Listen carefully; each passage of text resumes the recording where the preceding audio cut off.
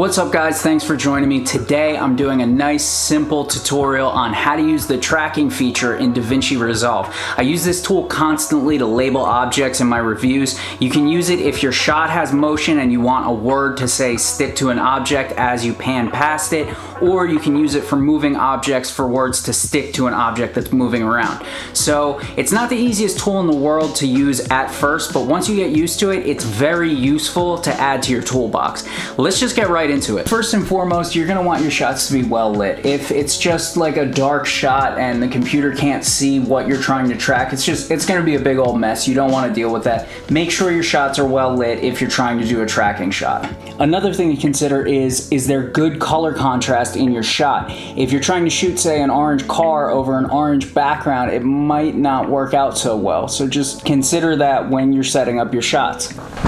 A third thing to consider, if you're shooting handheld and you're trying to go for all these wild, elaborate motions in your shots, maybe dial it back a little bit. Maybe make your movement a little bit slower so that the computer isn't struggling to track around while you're having all these micro jitters and like shaking the camera around. Like, yeah, a lot of people can shoot handheld and have it be very smooth, but it's never gonna be as good as a gimbal. So if you are shooting handheld and you know that the shot is gonna be a tracking shot, maybe less is more in that situation. Okay, so now we have our clip down in our timeline here, and it's the pan that I want from here to here. And what we're gonna do is we're gonna right click on this, go up to open on Fusion page or open in Fusion page.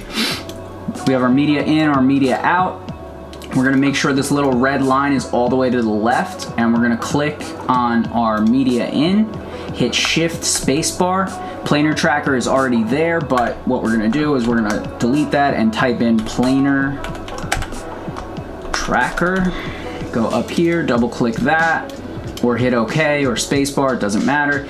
Now, with our planar tracker highlighted, we're gonna go up to our media up here.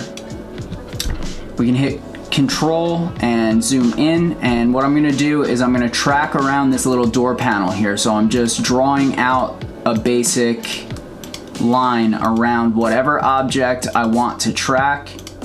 It's better if it has like a real solid shape to it. So obviously you can fix these points after the fact if they're like in a spot that you don't want, but you're just trying to draw a basic shape around here so that it knows what you want to track.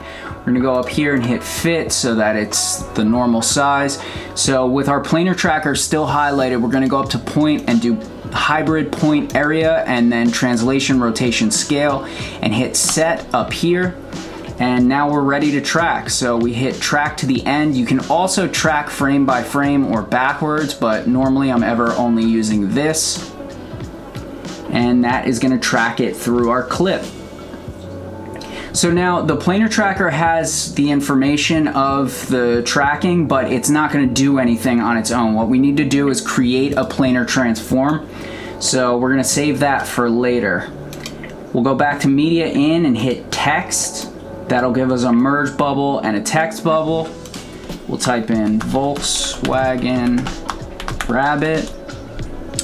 Make that a little smaller and a little thinner. So now if we hit play, the words just sit in their spot on the screen.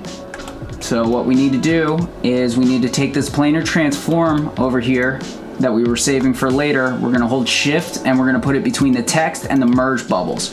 Now, if we hit play, the words track with the object that we're tracking. And you can use this planar transform bubble for pretty much anything. If you want to make like a polygon or a background or anything that the Fusion panel can do, you can track with it. So that's our planar transform tool. It is a wildly powerful tool that's just barely dipping our toes into using the planar transform. That was like the most basic rudimentary way I could explain that thing. And you can use it for all sorts of stuff. You can use it for labels, you can use it for tracking objects that are moving, as I said. And I hope you guys enjoyed this tutorial. I told you it was gonna be short and sweet, so it is what it is.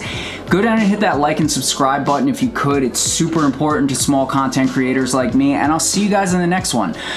Bye.